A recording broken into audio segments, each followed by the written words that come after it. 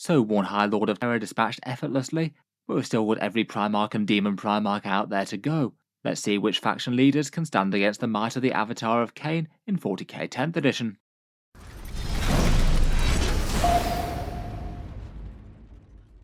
Hello and welcome back to Auspex Tactics, where today I thought it was high time for another one of these deathmatch style videos. I made a few of them for some notorious big bads throughout 9th edition, but in this one I thought we'd update the format to 10th and revisit the first one of these that I did, seeing how well an Avatar of Khaine does against every single faction commander in Warhammer 40k.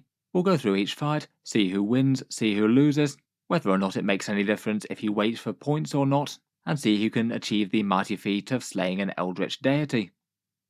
This video certainly aims to be a damage contest for fun. Obviously it doesn't necessarily determine which model is necessarily best in game, particularly as most of these commanders have really quite big buffing rules for commanding and leading their troops into battle. This one will just be a sheer contest of might though, and in the video we'll feature every single faction commander in Warhammer 40k, or named hero character for the factions that don't really have a nominal leader. It does mean that a couple of factions are left without, with the Chaos Knights and Genestealer cults not really having anything that fits that bill. They don't have any unique characters at all.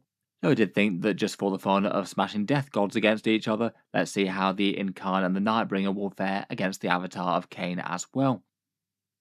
For these death matches in Warhammer 40k, I wanted to give each commander the best chance, and these are the rough rules for the contest. They each get one command phase, one shooting phase at less than 12-inch range, and then one fight phase, and both of them count as having charged for the fight phase. For determining the victor, the model that kills the greatest percentage of the opponent's defense will win. We'll work it out per percentages, and also take a look point per point to see if that changes anything, which it does for quite a few here. In 10th edition in particular, there's a lot of weird supporting rules that can make a big difference as to whether characters get them or not.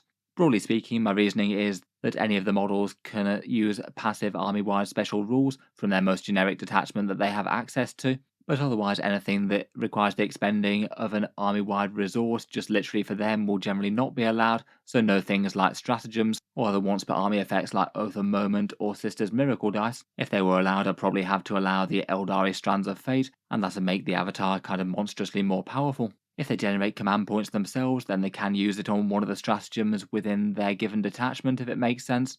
And to throw a bit of a bone to the leader characters out there, although they don't have any retinues with them at the moment, I will allow them to use any self-buffing rules that would normally require them to be in a unit to access. I must admit it does feel a bit weird in 40k in general that they suddenly fight a bit worse once the last of their squad has been killed.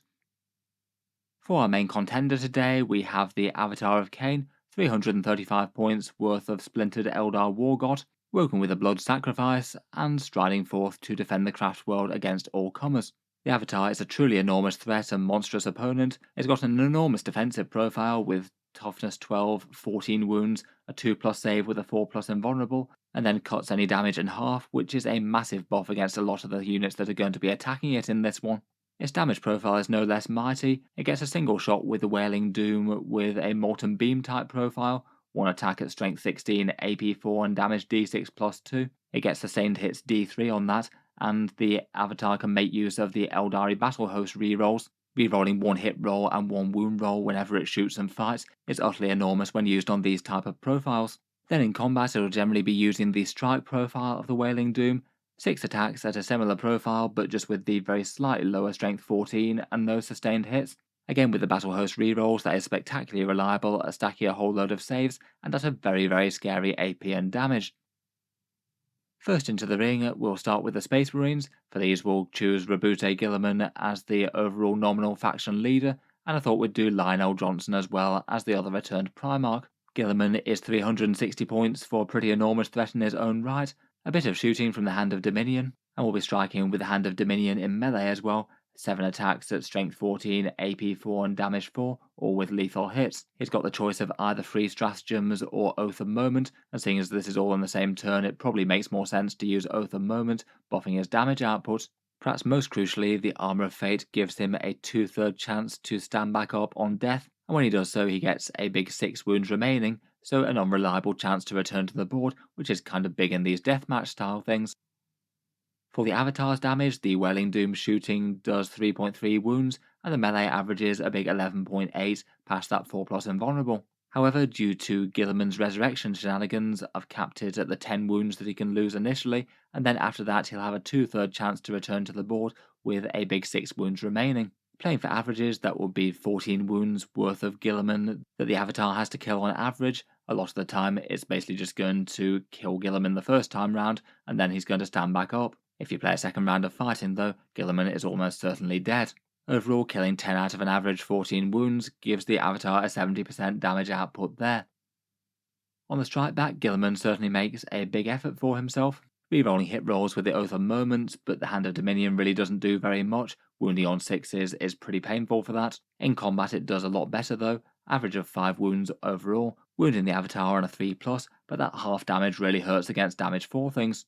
Overall, that's 5 wounds initially, with a 2/3 chance to fight the next turn for an extra 3.5 wounds, but even putting that together, that's only 9 wounds out of the Avatar's 14, 64% damage overall.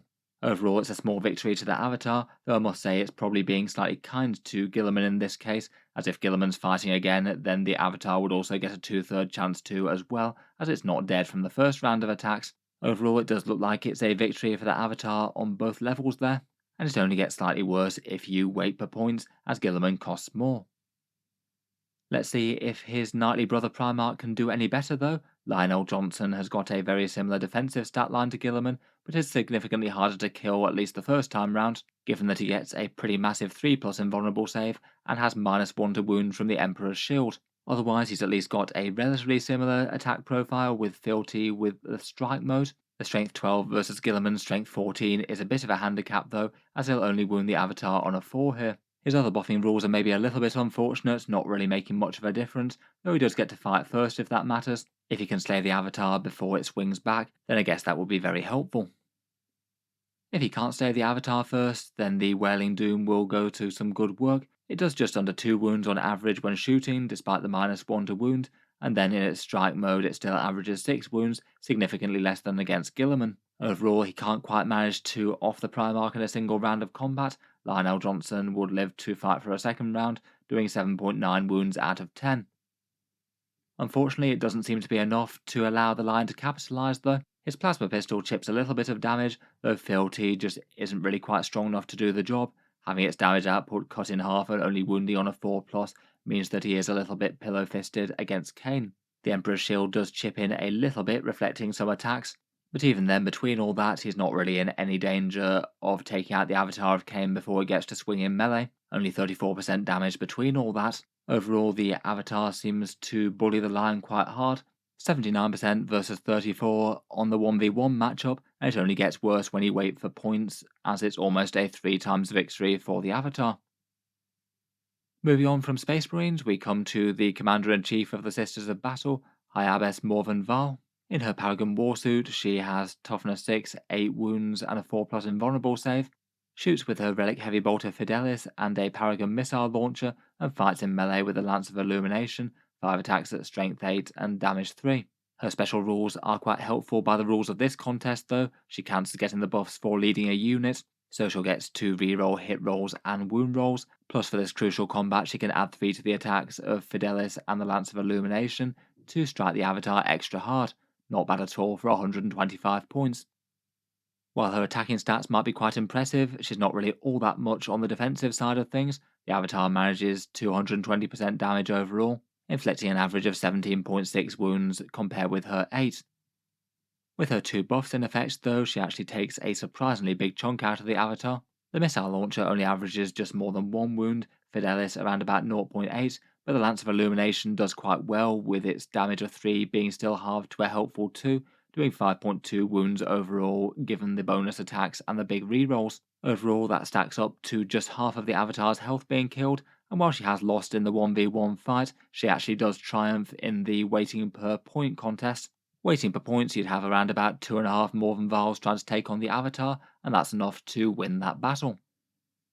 Next up, we've got Trajann Valoris, the other High Lord of Terror on our list. Toughness 6, 7 wounds, and a 4+ invulnerable. He has a 5+ feel no pain as well to further blunt the Avatar's damage. He strikes in combat with his Watcher's Axe, 6 attacks at strength 10 and damage 3. He can use the lethal hits from the Martial Qatar as well. and he will be making some good use of his moment shackle. It looks like the best one for this contest is the 2+ invulnerable save, which is going to make the Avatar's attacks really not all that threatening. Trajann takes some of the least damage that we've seen so far from the Avatar, only 2.4 wounds shooting due to the feel no pain, and then he'll activate the 2+ invulnerable in melee, averaging 5.5 wounds out of his 7, so Trajann lives to fight for a second round if desired. Unfortunately, the strength 10 just doesn't work too well against the Avatar's toughness 12, and he only manages an average of 2.6 wounds in return after the half damage, so it's 78% versus 18, even for the round when Trajann has the big invulnerable save active. Realistically, after that, they'll get to fight an extra round in which the Avatar will absolutely go to town without the 2+ invulnerable to trouble it anymore. After this, Trajann will be slain, and for the weighted per point total, I thought it would make sense to take an average of these 2 rounds' numbers. It still works out as a fairly convincing victory for the Avatar here. Nervously next into the ring is Belissarius Cawl, perhaps not notably known for his martial combat skills, though at least he does have a fairly big punchy anti-tank shot with the Solar Atomizer. He's got a fairly respectable damage profile as well, toughness 8 and 10 wounds, and a fair few varied attacks in combat, plus he can also make himself reroll hit rolls of 1. In combat, his defensive stats aren't enough to match up to the Avatar of Khaine though. He might have quite a lot of wounds, but the Avatar does around 16 versus his 10. For strike back, it's the Solar Atomizer that does the majority of the work, around about 2 wounds there, and then just slightly less between his 3 melee profiles. I feel like Cawl makes a reasonable enough account for himself. He does do a little bit better than Trajann Valoris in terms of raw damage, but still it's not like the numbers are particularly close, and Cawl does cost a fairly significant amount of points, meaning that it's still an easy win points-wise to the Avatar, with an 186% victory. Perhaps not fancying his chances much more is Lord Solar Leontus. The commander of the Imperial Guard in the Solar segmentum gets 6 attacks in combat with his Blade Conquest, though only being strength 6 isn't going to help him too much there, and his defensive profile has a 4+ invulnerable save with 8 wounds. He does also generate a command point as well, which he'll probably use for a reroll save, as it's quite a big deal against the Avatar's d6+2 damage profile. Preventing one more of those is quite big.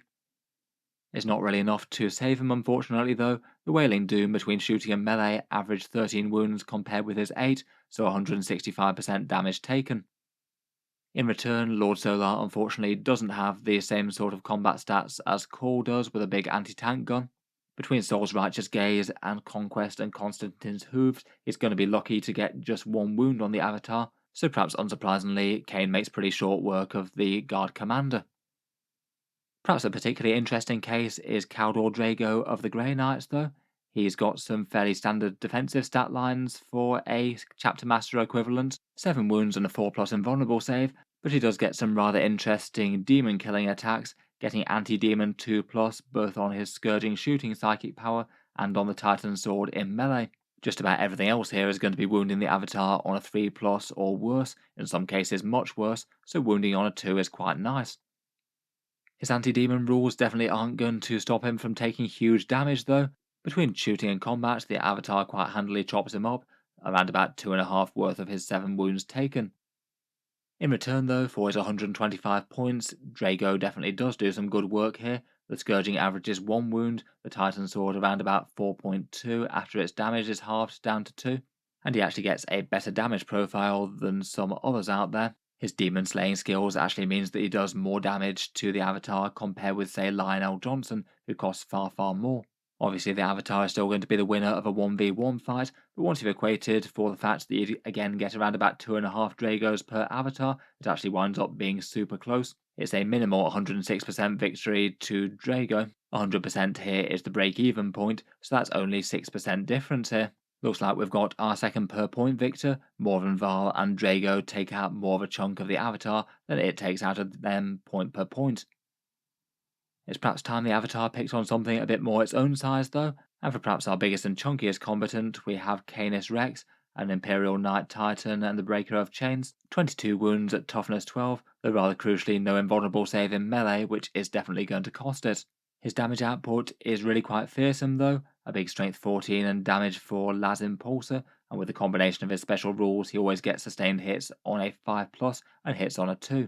Then in melee, the most fearsome thing is Freedom's Hand, 5 attacks at strength 20, AP 3 and damage 9, again with the sustained hits thing, and he's got some very good supporting rules from the knightly buffs. He can take the knightly oath for rerolling a single hit and wound roll of 1, a 6+ feel no pain type save, and he can use this free stratagem for a further reroll with that enormous melee profile. On the offensive, it looks like the Avatar is still strong enough just to get the better of him though. He may have loads of wounds and the feel no pain, but the lack of an invulnerable really hurts in melee, almost 20 wounds dealt with a Wailing Doom there alone. It works out to 106% damage overall.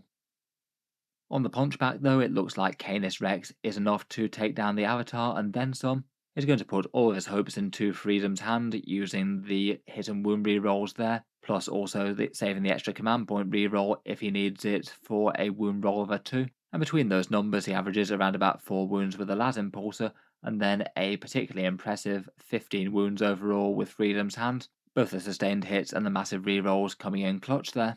Overall that's 20 wounds versus 14 for the Avatar, so he is our first combatant who's managed to win our direct 1v1 fight, though it does still seem that it's a solid enough victory for the Avatar per point, at 147% victory there. Seeing as they kill each other though, and then Sir Hector gets out of Canis Rex, you can still give the moral victory in any case to Sir Hector if you want to.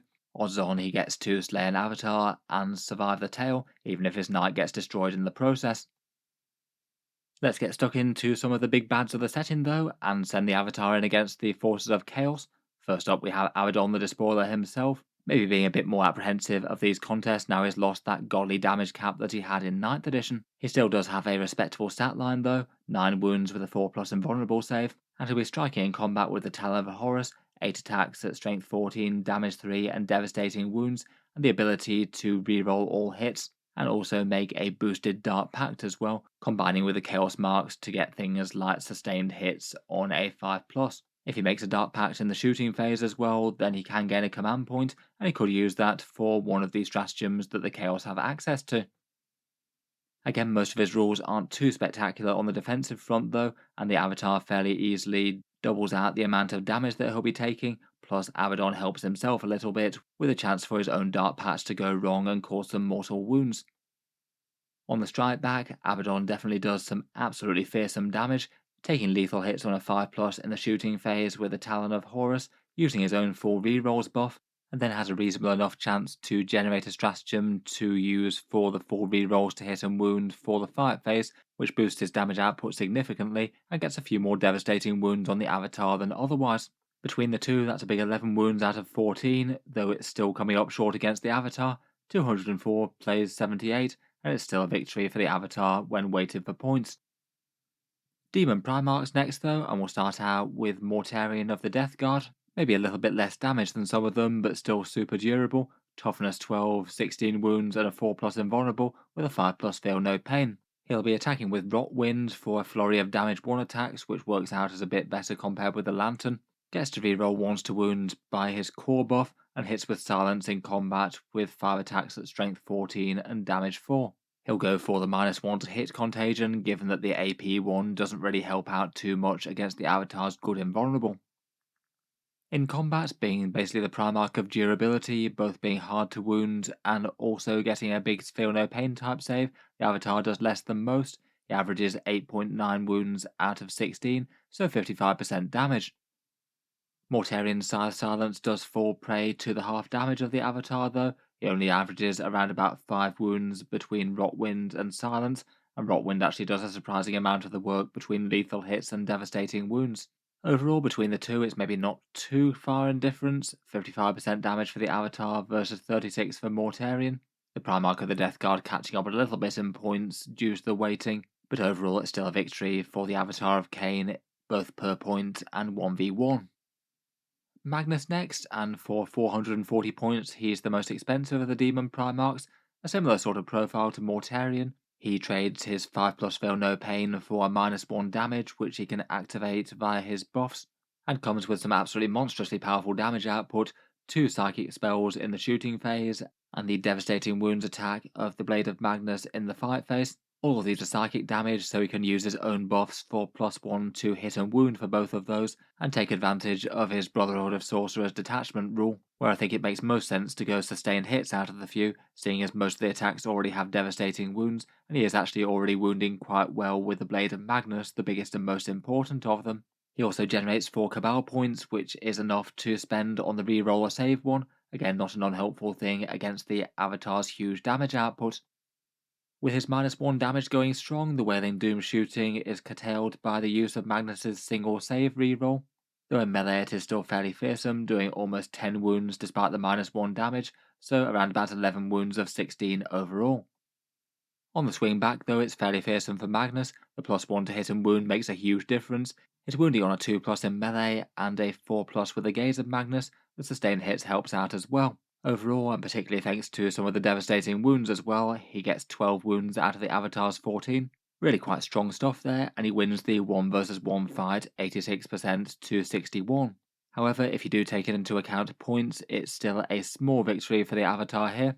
335 versus 440, only 22% above the break-even point of 100, so admittedly not much in it there either. Another victory for the challengers though. It's now Canis Rex and Magnus who have both managed to take down the Avatar. Finally, for the Demon Primarchs, we have the extra violent one in Angron, 415 points worth of Cornate Demon Might. He just hits rather apocalyptically hard in melee, 8 attacks with Samniarius and Spine Grinder for strength 14, AP 4 and damage d6 +2, rerolling the hit rolls with his own innate ability, +1 strength and +1 attack on the charge. And out of the Blessings of Khorne table, he's going to go for 2 of the ones that he can get fairly reliably, the 6+ Feel No Pain and the Sustained Hits. Weakened slightly by the 6+ Feel No Pain, this is the Avatar's damage, not quite enough to take down Angron in 1 round of combat, around about 13 wounds out of 16. On the counter-attack, with 9 attacks at strength 17, rerolling hits and sustained hits as well, Angron does hit rather hard, averaging just over 9 wounds with his strike profile after the half damage and the Avatar's invulnerable save, equaling 66% versus 78. Overall, it is really quite close, and the Avatar takes the victory and gets a little bit further ahead if you wait for points as well, going up to an 181% victory overall. However, though, it does kind of depend on how you treat Angron's revival as to whether or not this is a true victory or not. If Angron got slain early in the game, then it means that he'll have a chance to come back. He has around about a 17% chance to resurrect on the Blessings of Khorne, rolling the 666 each turn, and then bursting back into life at a full 16 wounds remaining. Just for some very rough napkin math, say for example if the Avatar and Angron contacted each other on turn 2, and then as neither of them kill each other in 1 round of combat take a further turn to have a fight, he'd have 2 turns left to resurrect and come back like an avenging angel of blood. Overall that adds up to around about an extra 33% chance of another Angron to turn up with 16 wounds remaining, plus his extra damage output, and taking into account that unlikely but pretty meaningful chance, it means that Angron actually tips the balance overall. The Avatar doing 59% of his average overall wounds, taking into account the chance for him to come back, and Angron having the chance to have another go for a bit more damage. If you do go with all these suppositions, then it's still a very slight victory to the Avatar point for point, but it is down to just 4% over break even. Does kind of depend on how you treat it really.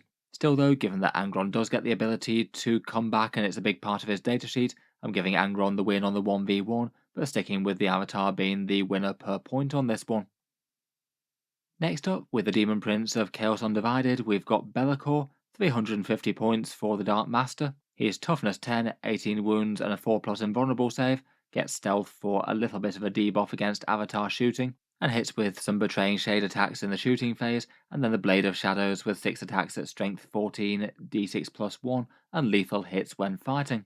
Unfortunately though, his faction and datasheet buffs don't really help him that much in a 1 versus 1 combat, though of course it's kind of meaningful for things like the portable Shadow of Chaos, and preventing his units being hit around him in the scope of a wider army. Stealth does help curtail the Wailing Doom shooting profile a little bit, and overall it adds up to 15 wounds or so out of the 18 for the Avatar, 85% damage.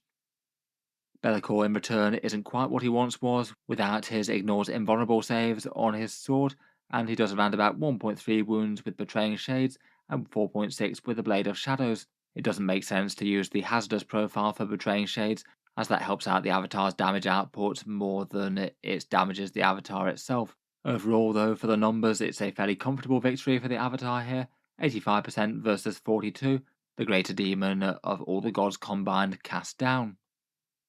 Lastly, we get into the eldritch commanders of the Xenos armies, and first up we have the avatar's rival, the Incarn, the death god of the Inari. The Incarn's 350 points and is going to be playing with a lot of the same toys that the avatar gets, halves damage, a good invulnerable save, and those battle host rerolls. Though it has a few less wounds and a few less attacks, it does trade out a few things for its ability to jump around the board at will. The Avatar style defensive buffs definitely help out the Incarn a lot though. The Avatar does less damage to this than many other competitors, only around about 8 wounds off the 12. On the strike back, it's perhaps not too surprising that with Swirling Soul energy instead of some anti-tank shooting in the Wailing Doom, plus the Sword of Souls not having as much damage or as many attacks, the Incarn is basically flatly inferior in a 1 versus 1 fight. A fairly comfortable victory for the War God over the Death God here, though I guess that's how you'd expect it anyway, seeing as the Incarn has the big ability to teleport around the board. Given that the Avatar of Khaine doesn't get that, you'd certainly expect it to have more raw might for the points. For the Drukhari, in absence of Astrobel Vex having a model, we'll go for Drazhar, Master of Blades, 90 points for the Incubi Champion, a sort of Phoenix Lord style profile with 5 wounds at a 4+ invulnerable, and in combat he fights with 5 attacks at Strength 6, AP 2 and Damage 3, and devastating wounds. He will get to add +1 to the wound roll as he gets any leadership style buffs that help himself. Perhaps happy to be free from just trying to smash down great demons and things, the Avatar can absolutely go to town on Drazhar. With the Wailing Doom, it'll quite comfortably kill him around about 3 to 4 times over. In return, despite devastating wounds and +1 to wound, the Executioner Demiclaves being only Strength 6 really doesn't help. It's a big win to the Avatar here with 15% versus 342. Though the per point difference isn't as big as you might expect, only 164% victory to the Avatar, just due to Drazhar being quite so cheap. For the Tyranids, we have the monstrous Hive Commander that is the Swarmlord stepping into the ring. He's got Toughness 10, 10 wounds, and a 4+ Feel No Pain type save, and as a Hive Commander he generates 1 command point per battle round, and he'll be spending that on the 5+ Feel No Pain from the Invasion Fleet. Adding an extra 50% to his durability pretty much is a pretty big deal in this kind of conflict. For his attacks, he'll be getting lethal hits again from the Invasion Fleet, tailoring himself to taking down monsters and vehicles, or very Tyranids adapting to the threat there. And he attacks with an anti-infantry Synaptic Pulse that's not going to do much, but then some twin-linked Bone Sabers as the main event. Only strength 9, but damage 3 and twin-linked, so she'll get some solid wounds. Despite the Feel No Pain, the Avatar's attacks are good enough to take a good chunk out of the Swarmlord. Overall, despite the Feel No Pain, it is just over 11 wounds compared with the 10 that he has, so does manage to kill the Quad Bone Sword armed Hive Commander in a single round of shooting and fighting. Hitting back the lethal hits does definitely help out a bit. It makes the Synaptic Pulse a bit more meaningful, almost managing a wound on average there, and then the Bone Sabers don't do too bad, 4 wounds overall more or less, so averaging 35% damage. When equating for the points differential of 335 versus 270, it evens up a bit, but still a fairly convincing victory to the Avatar, even with that in mind.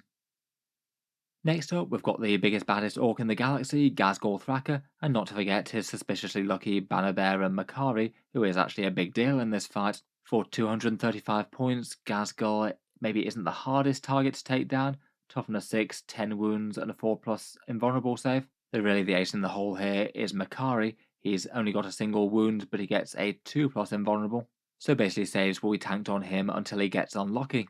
Beyond that, Ghazghkull's hail of lead shooters in Mork's Roar aren't going to find too much purchase on the Avatar's armour, but Gork's Claw certainly will. 6 attacks at strength 14, AP 3 and damage 4. He gets to add +1 to hit and wound, and he will use the War for the first turn of combat, getting an extra strength and attack, and activating his lethal hits buff as well as the sustained hits that he gets in melee just for the War tribe. He does have quite a lot of things souping up his melee combat here.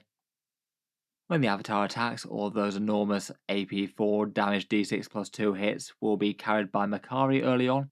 Repeatedly rolling anything but a 1 each turn means that on average you have to roll around about 4 times for a 50-50 chance for Makari to go down. though in reality the combat could definitely be decided by how lucky or unlucky he gets.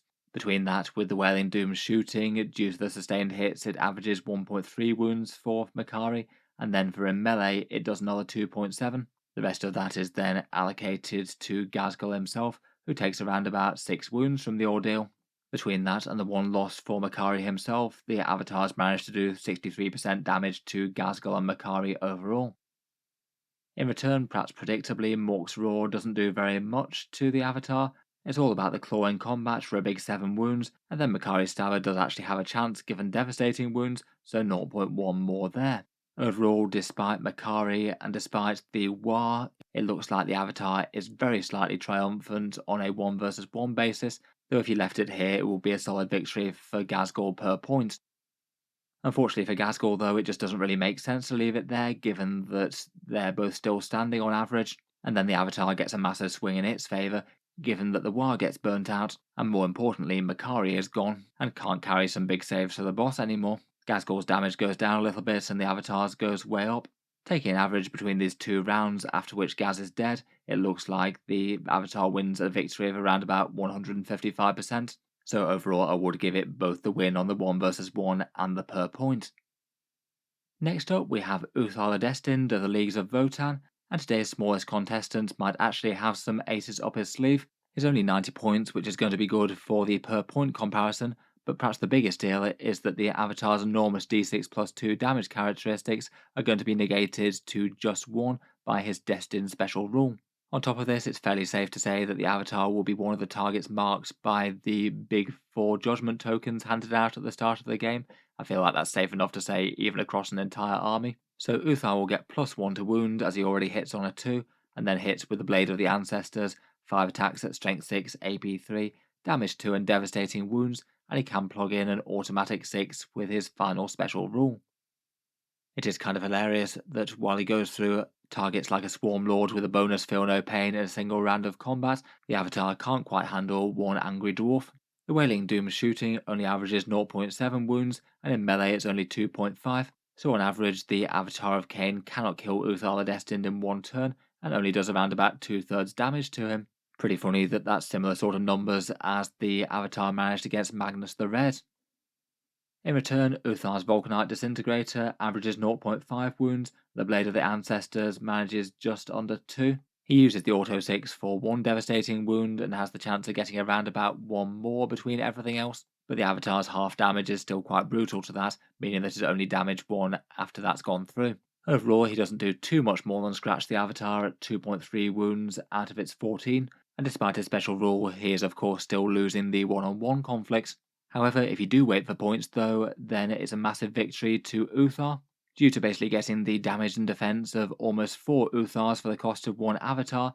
They would quite easily take the War God of Khaine apart over a couple of turns, while the avatar would on average only kill 1 of them. Overall it means per point it's a massive victory to Uthar, a 357% victory there. Pretty crazy really, given that he's one of the Leagues of Votann characters that are rarely taken competitively. I guess most things aren't quite as reliant on ridiculous damage characteristics to make their mark though. Next up for the Tau Empire, to give them a bit more of a fighting chance, we've got Commander Farsight. Ornvar and Shadowsun wouldn't have performed too well for themselves. I think it's a bit more fun to throw the Dawnblade into melee. Farsight's 90 points and doesn't have too much interesting defensively going on, 6 wounds at toughness 5 with a 4+ invulnerable, but he does get some pretty savage damage output for the rest of his attacks, a high intensity plasma rifle for 2 shots at strength 8 and damage 3, and then in combat he can hit very hard for a turn, 4 attacks at strength 10, AP 2 and damage 3. He gets +1 to the wound roll when within 9 inches, which he will be, and once per game he can activate reroll all hits and wounds, so pretty likely to stack at least some damage on the avatar between all that. As you'd expect, the avatar has absolutely no trouble chewing through his defensive profile. 17 wounds versus 6 means a 283% damage there. But in return, Farsight can average killing around about 1/4 of the avatar, a little bit of damage with the plasma rifles on average, and the Dawnblade with the +1 to wound and all those rerolls averages you around about 3 wounds. Overall it's almost 4 wounds against the avatar. Still clearly a victory for Khaine 1v1, but again like Uthar the Destined, Farsight's very cheap relative points cost swings him the victory point for point, Again, if you had almost 4 Farsights on the board, it would be a narrow win for the heroes of the Enclaves. Lastly, for our trip through the 40k factions, we come to the Necrons. I thought we'd go for both the Silent King and the Nightbringer here. The Silent King does have some fairly immense stats: 16 wounds, toughness 10 with a 2+ save and a 4+ invulnerable, and then 2 auxiliary Menhirs, each with 5 wounds each, and can allow the Avatar to do a bit of overkill here, which could be very disruptive. Then he comes with rather a lot of shooting. The Menhirs both get some massive shots at a big damage 6 and strength 14. The king himself hits with the Sceptre of Eternal Glory and the Pharaon of Light with the Staff of Stars, and then they all have a consolidated melee profile at 12 attacks, strength 8, AP 3 and damage 2 with lethal hits. For his special rule, it makes most sense to allow himself some big rerolls to hit when shooting, and he also has the chance to get Necron reanimation protocols if the Avatar injures but doesn't destroy his unit. For the Avatar's attacks, the biggest issue are those Menhirs soaking up some big damage, and for the first few hits it's going to be most important whether or not he average destroys them or needs to take a second hit to chew through them. Just doing some very rough approximation maths, it looks like his shooting has around about a half chance to destroy one Menhir, or otherwise just leave it wounded or undamaged. And then adding all of his melee attacks and failed saves together, it looks like he should on average clear that first Menhir, the remaining chance of that being alive, and destroy the second one outright, but is unlikely to actually deal any damage to the Silent King himself. That's still a big deal though, dealing 10 wounds out of Zarek's 26, though after that in the next command phase, Zarek will heal up an extra 2 wounds to go up to 8 wounds, possibly with the chance of resurrecting a Menhir as well. Overall, it's one of the lowest percentage damage outputs that the Avatar can manage, only 31% of Zarek's wounds dealt with.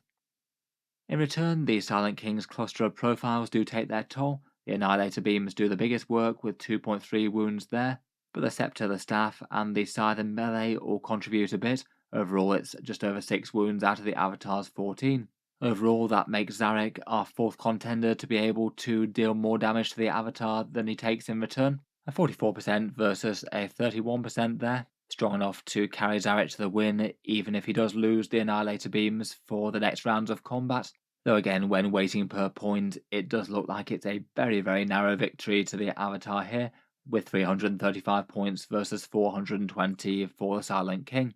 Definitely one of our strongest all-around performers though, in a 1 versus 1 deathmatch. Finally, we're not done with the Necrons yet though, as next into the ring is the Catan Shard of the Nightbringer. 255 points for yet another God of Death for the Avatar to face down. The Catan Shards do have a few things that mirror the Avatar on their profiles: a 4+ invulnerable, good toughness and halving the damage output of their attacks, and the Nightbringer gets to hit with multiple very strong anti-armor type profiles: a Gaze of Death at strength 12 and a huge damage d6 plus 3, the Scythe of the Nightbringer at strength 14, devastating wounds and damage d6, and at the end of the fight phase it gets to try and drain the life of the Avatar, a 4+ chance to deal a further d3 mortal wounds. After all of those defensive barriers, it looks like the Avatar doesn't quite manage to kill the Nightbringer in one turn. The Wailing Doom shooting only averages 2 wounds and the melee around about 6.5. Half damage really does take its toll on these and gives the Avatar a taste of its own medicine. And then, like the Silent King, it'll be healing 2 wounds in the next command phase, so 6.5 wounds taken overall out of 12. Hitting back, the Nightbringer's got lots of strong anti-tank profiles. The Gaze of Death averages just under 2 wounds, the Scythe of the Nightbringer just over 4, and Drain Life for 1 for a 50-50 chance of D3. Overall, given the Avatar's good wound count, that's 7 wounds out of its 14, meaning that they're almost impressively evenly matched by the raw numbers, 54% versus 49. However, the Nightbringer does cost significantly less than the Avatar of Khaine does. It's 255 versus the Avatar 335, so on the per point contest, the Nightbringer does win that one, and fairly convincingly with 157% at that. Along with Angron the Silent King, it does mean that the Nightbringer is one of the ones that does the most damage per point, and also makes good account for itself in the 1 versus 1 contest. Overall though, I must admit it's pretty spectacular performance by the Avatar of Khaine. I went into this not really knowing exactly how well it'd do. I suspected it would be really quite strong, as it's really quite dedicated and focused on raw might and melee and had some good damage output, but it does seem that it holds its well particularly well against a lot of the other big scary heavy hitters that are the centerpieces for other factions. In the straight 1 versus 1 contest, the Avatar beat 17 out of its 21 challengers, most of them fairly effortlessly, a few of them kind of close like that Nightbringer. The ones that it actually lost to on the 1 versus 1 contest, just pure one model against another, were Angron, Magnus, the Silent King, and Canis Rex, with the Nightbringer coming the next closest after that. Angron is relying on his revival mechanic and getting a couple of turns to roll at that. If he discounted that mechanic entirely, then he wouldn't be on the list, and Magnus would be the biggest winner instead. It is perhaps kind of notable that all of those are in excess of 400 points though, costing significantly more than the Avatar does. It's interesting that on the point per point weighted basis, the things that beat the Avatar are actually not the big scary things for the most part. There's nothing that both beats the Avatar 1 versus 1 and also per point. The Avatar still makes a very good account for himself on the per point basis though, beating 16 out of the 21 combatants.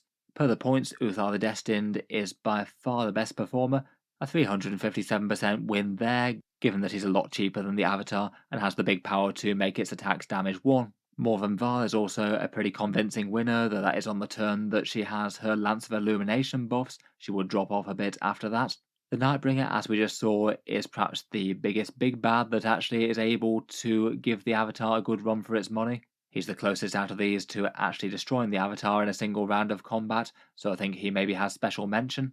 And then there's Commander Farsight with his rerolls, and Kaldor Draigo with his anti-demon shenanigans coming in 4th and 5th on the list.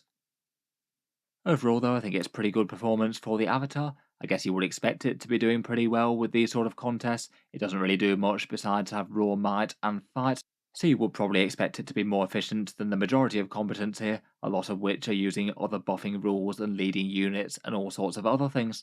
It is kind of interesting that nothing beats it, both in terms of raw damage and per point. I'll probably give the honorary victory to the Nightbringer there for coming so close, while being quite a lot less though. I did think that Uthar's result was pretty hilarious as well, seemingly trading so well into him. If you could muster yourself a contingent of very destined space dwarves and have 4 of them fight the Avatar, it is kind of funny that they'd win and it wouldn't be close. In any case, hope you've enjoyed a quick look at smashing some powerful 40k characters and monsters together, and I'll be interested to hear your thoughts on the final standings and their performance, all for a bit of fun of course, and it doesn't necessarily mean which models are actually strong in real games. The Avatar is rather good though, as are Eldari at the moment. If you've enjoyed the video and you'd like to see more like this, then feel free to subscribe to Auspex Tactics, or I'll certainly keep the regular 40k videos coming. I do tend to post new ones just about every day. Finally, if you have been enjoying all the videos on the channel, I would just like to mention that Auspex Tactics does have a Patreon page as well, which is how I'm able to make quite so many videos like this each day, including big long ones like this.